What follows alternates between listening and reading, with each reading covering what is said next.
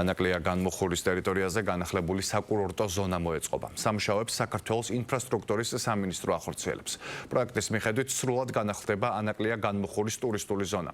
65 ჰექტარზე გათვალისწინებულია მრავალფუნქციური საზოგადოებრივი სივრცეების განვითარება, მათ შორის საბავშვო, სპორტული, კულტურული და დასასვენებელი ზონები, ასევე იგეგმება საფეხმავლო და ველობილიკების მოწყობა, არსებული ინფრასტრუქტურის რეაბილიტაცია და ანაკლიისა და განმუხურის დამაკავშირებელი საფეხმავლო ხიდის განახლება. ამჟამად განმუხურის სანაპირო ზოლზე მიმდინარეობს ეროზირებული მონაკვეთის გამაგრება, აღდგენა და სანაპირო ზოლის ტურისტული განვითარების დეტალური პროექტის დამუშავება, რომლის დასრულების შემდეგ დაიწყება სამშენებლო სამუშაოები.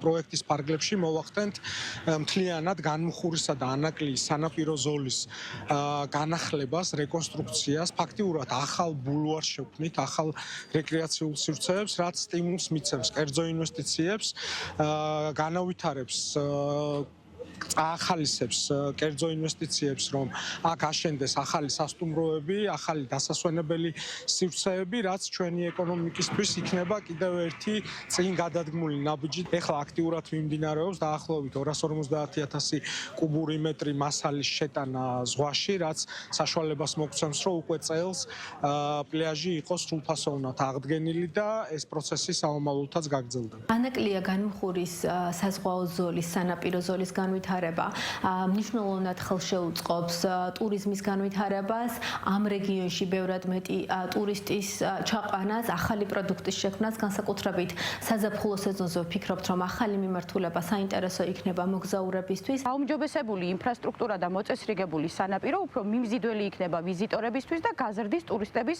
რაოდენობას, რაც ცალსახად დადებითად აისახება ადგილობრივ ბიზნესზე, როგორც სასტუმროებზე, ასევე საოჯახო ტიპის განთავსების ობიექტებზე და კვების ობიექტებზე. ეს გაზრდის სამუშაო ადგილების რაოდენობა